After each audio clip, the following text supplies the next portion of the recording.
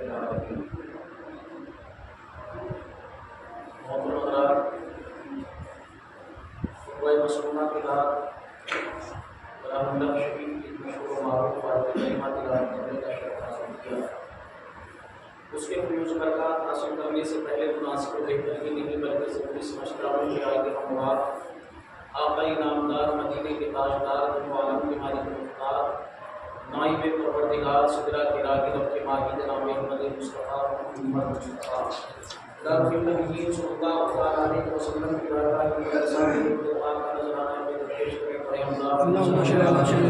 سیدنا مولانا مولانا امامنا محمد مبارک وسلم صلاۃ والسلام علیک یا رسول اللہ و رسول اللہ صلی اللہ علیہ وسلم.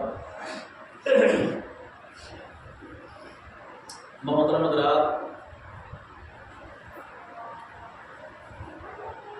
فطری طور پر انسان کچھ چیزوں سے محبت کرتا ہے، کچھ چیزوں سے نفرت کرتا ہے. یہ انسان کی فطرت میں شامل ہے. اور سب سے زیادہ محبت یہ انسان تین چیزوں سے کرتا ہے. پہلی چیز تو یہ ہے کہ انسان دولت سے بہت محبت کرتا ہے کہ نہیں کرتا؟ جی. یا کوئی ایسا ہے کہ جو دولت سے محبت نہ کرتا؟ پہلی چیز یہ ہے کہ انسان دولت سے بے پناہ محبت کرتا ہے، لیکن اس سے بھی زیادہ محبت انسان اپنی اولاد سے کرتا ہے. ایک ایسا انسان جس نے زندگی بھر دولت کو اکٹھا کیا، دولت کو کمایا، اپنے اوپر خرچ کیا، نہ اپنے پریوار پر خرچ کیا، بلکہ دولت کو جمع کرنے میں لگا رہا، اکٹھا کرنے میں لگا رہا. اگر کوئی پریشانی یا بیماری بچی یا بچے کے اوپر آ جائے، اس کا بچہ یا بچی کوئی بیمار ہو جائے،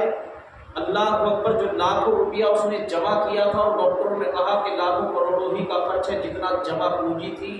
جو زندگی بھر کمایا تھا، 50 سال کی عمر تک، 60 سال کی عمر تک جو کمایا،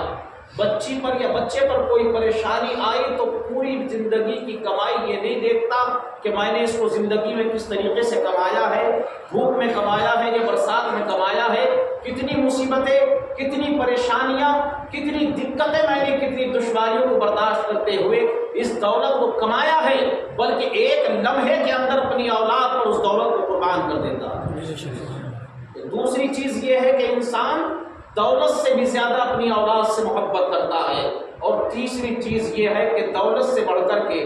اور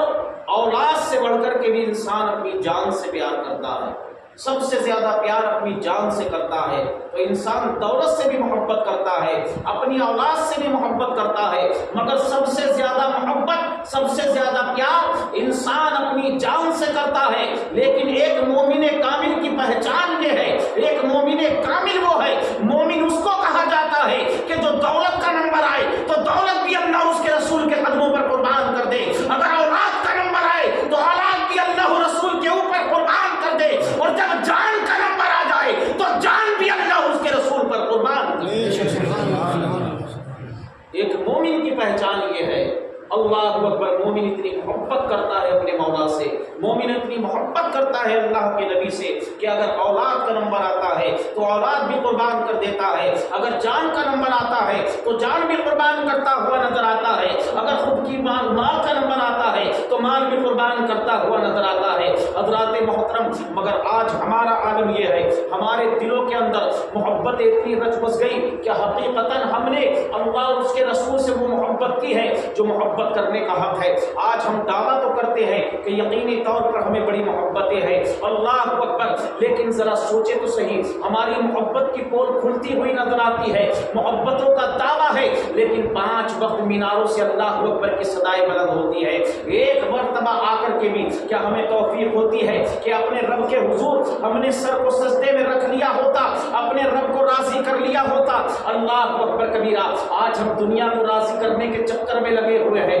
دنیا کو منانے کے چکر میں لگے ہوئے ہیں. اللہ اکبر کبیرہ. مگر وہ رب کائنات کہ جس کو راضی کرنے کے بعد پوری کائنات راضی ہو جایا کرتی ہے، اس کو راضی کرنا ہم بھول چکے ہیں. اللہ اللہ اکبر، ہم محبت کا صرف دعویٰ کرتے ہوئے نظر آتے ہیں۔ محبت اگر دیکھنا ہے تو اللہ اکبر چلیے میں دکھاتا ہوں محبت کسے کہتے ہیں۔ حضرت موسیٰ علیہ نبینا علیہ الصلوۃ والتسلیم کا مقدس زمانہ ہے، آپ کی بارگاہ میں ایک عورت حاضر ہوتی ہے، ہونے کے بعد میں عرض کرتی ہے اللہ کے نبی اللہ اکبر شادی کو ایک عرصہ دراز گزر گیا ہے، اللہ تبارک و تعالیٰ نے ابھی میری گود کو سنا رکھا ہوا ہے، اولاد سے محروم ہو، اللہ اکبر رشتے دار تانا دیتے ہیں، سسرال والے تانا دیتے ہیں، اپنے اور بیگانے تمام کے تمام تانا کشی کرتے ہوئے نظر آتے ہیں، لہٰذا آپ اللہ تبارک و تعالیٰ کے مقبول بندے ہیں، آپ اللہ کے رسول ہیں، آپ اللہ تبارک و تعالیٰ سے ہم کلام ہوتے ہیں، جب کوہ طور پر آپ کا جانا ہو تو اللہ تبارک و تعالیٰ کی بارگاہ میں میری طرف سے بھی التجا پیش کر دے، میرا عریضہ بھی پیش کر دے، اللہ تبارک و تعالیٰ کی بارگاہ میں جب آپ جائیں اور اللہ تبارک و تعالیٰ سے جب محو گفتگو ہو تو رب کی بارگاہ میں یہ میرا سوال عرض کرے کہ میرے نصیب میں اولاد ہے یا نہیں ہے، مجھے اولاد عطا ہوگی یا نہیں ہوگی۔ اللہ اکبر کبیرہ، حضرت موسیٰ نبی کے نام علیہ الصلوۃ والتسلیم جب کوہ طور پر پہنچے ہیں، اللہ تبارک و تعالیٰ سے ہم کلام ہوتے ہیں، اللہ تبارک و تعالیٰ سے ہم کلام ہونے کے بعد آپ عرض کرتے ہیں اے مولا ایک تیری بندی میری بارگاہ میں آئی تھی اور میری بارگاہ میں آنے کے بعد اس نے میری بارگاہ میں یہ عریضہ پیش کیا تھا کہ جب اللہ تبارک و تعالیٰ کی بارگاہ میں پہنچو، اللہ تبارک و تعالیٰ سے ہم کلامی کا شرفات کو عطا ہو تو اللہ تبارک و تعالیٰ سے اتنا معلوم کر لینا کہ میرے نصیب میں اولاد ہے یا نہیں ہے، مجھے اولاد عطا ہوگی یا نہیں ہوگی۔ اللہ اکبر کبیرہ، اللہ تبارک و تعالیٰ نے ارشاد فرمایا وہ اولاد سے محروم رہے گی، اس کے نصیب میں اولاد نہیں ہے، اس کو اولاد عطا نہیں کی جائے گی۔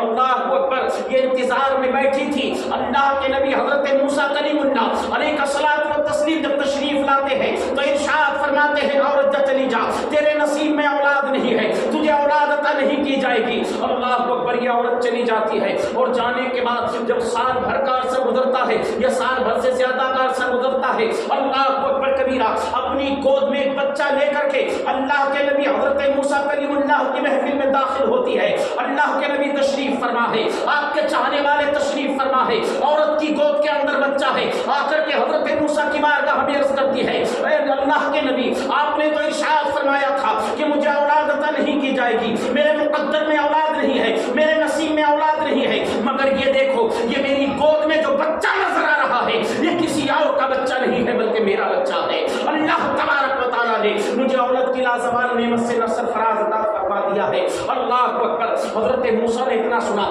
سوچنے پر مجبور ہو گئے، میں نے تو اللہ کی بارگاہ میں عریضہ پیش کیا تھا، مولا نے فرمایا تھا اس کو اولاد نہیں عطا کی جائے گی، اس کے نصیب میں اولاد نہیں ہے، اس کے مقدر میں اولاد نہیں ہے، آخر کار یہ ماجرا کیا ہے۔ اللہ اکبر، جب پھر کوہ طور پر پہنچے ہیں اللہ تبارک و تعالیٰ سے ہم کلامی کا شرفات کو عطا کیا جاتا ہے، عرض کرتے ہیں مولا میں جب پہلی مرتبہ آیا تھا، پچھلی مرتبہ آیا تھا تیری بارگاہ میں نے عریضہ پیش کیا تھا کہ تیری ایک بندی میری بارگاہ میں آنے کے بعد مجھ سے یہ سوال کر رہی ہے کہ میرے نصیب میں اولاد ہے یا نہیں ہے، مولا تو نے کہا تھا اس کے نصیب میں اولاد نہیں ہے، اس کو اولاد عطا نہیں کی جائے گی، مگر مالک و مولا آج وہ میری محفل میں داخل ہوئی تو اس کی گود میں ایک بچہ تھا۔ آخر کار یہ ماجرا کیا ہے؟ اللہ تبارک و تعالیٰ ارشاد فرماتا ہے اے میرے کریم اللہ اکبر، جاؤ اپنی قوم کے پاس جاؤ، بنی اسرائیلیوں کے پاس جاؤ، ایک برتن اپنے ساتھ میں لے لو اور جانے کے بعد میں قوم سے کہو کہ اللہ تبارک و تعالیٰ تمہارے جسم کے گوشت کا ٹکڑا چاہتا ہے۔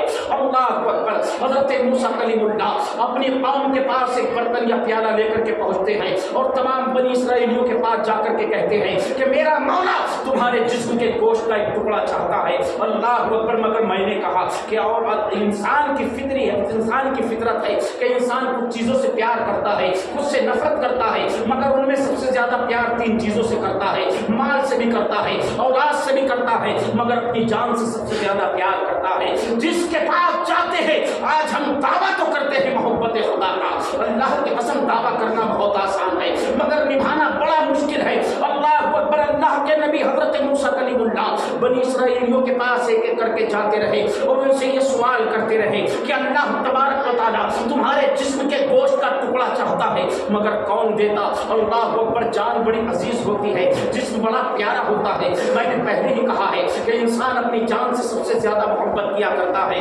اللہ اکبر، کون ہے جو اپنے جسم کے گوشت کا ٹکڑا دیکھا؟ پوری قوم کے پاس اللہ کے نبی حضرت موسیٰ کلیم اللہ جاتے رہے مگر کسی نے اپنے گوشت کا ٹکڑا نہ دیا۔ اللہ اکبر، وہی برتن لے کر کے واپس آ رہے تھے، جب جنگلات کی منزلوں سے گزرے ایک فقیر کو دیکھا، ایک اللہ والے کو دیکھا، اللہ اکبر، دل کے اندر خیال آیا کیوں نہ اس سے بھی کہہ دیا جائے تاکہ حجت تمام ہو جائے، کوئی قوم کے اندر باقی نہ رہے، تاکہ یہ معاملہ نہ آ جائے کہ ابھی ہمارا پورا بندہ رہ گیا تھا، آپ نے اس سے سوال نہ کیا، آخرکار یہ بھی تو خدا کا بندہ ہے، اس سے بھی سوال کر لیا جائے۔ اللہ اکبر کبیرہ، آپ پہنچے اور جانے کے بعد میں کہا، اے بندہ خدا، رب کائنات کو تیرے جسم کے گوشت کا ٹکڑا مطلوب ہے۔ اللہ اکبر، اتنا سننا تھا، یہ مرد مومن کھڑا ہو گیا اور کھڑا ہونے کے بعد میں اللہ اکبر اپنی ران سے ایک گوشت کا ٹکڑا نکالا اور نکالنے کے بعد میں برتن میں رکھ دیا، کہا لے کر کے جائیے۔ حضرت موسیٰ چلنے لگے، کہا ٹھہر جاؤ،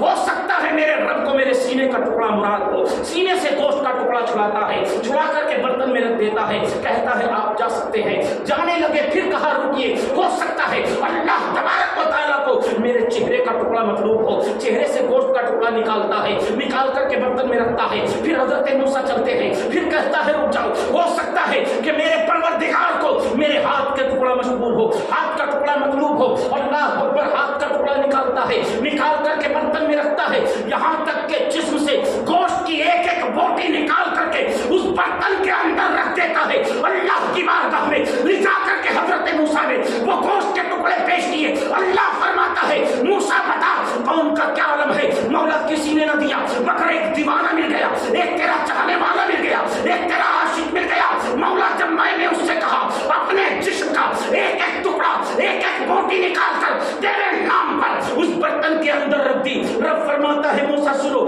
جب تم سوال کرنے کے بعد یہاں سے چلے گئے اور اس عورت سے جا کر کے کہا جا چلی جا، تیرے مقدر میں اولاد نہیں ہے، تیرے نصیب میں اولاد نہیں ہے، وہ عورت اٹھی اپنے گھر کی جانب روتے ہوئے جا رہی تھی، اسی مرد مجاہد سے ملاقات ہو گئی، اسی میرے بندے سے ملاقات ہوئی، کہا روتی کیوں ہے؟ کہا اولاد نصیب میں نہیں ہے، مقدر میں نہیں ہے۔ اللہ اکبر، اس نے ہاتھوں کو اٹھا دیا، عورت نے دعا کی التجا کی، اس نے ہاتھ اٹھائے اور میری بارگاہ میں دعا کر دی، موسیٰ بتا جو میرے نام پر اپنے جسم کی ایک ایک بوٹی نکال کر برتن میں رکھ دے، جب اس نے دعا کی تو ایسے بندے کی دعا کو میں کیسے رد کر سکتا ہوں؟ ایسے بندے کی دعا کو کیسے رد کیا جا سکتا ہے؟ اے میرے پیارے، محبت کا دعویٰ کرنا بہت آسان ہے مگر محبت کو نبھانا بڑا مشکل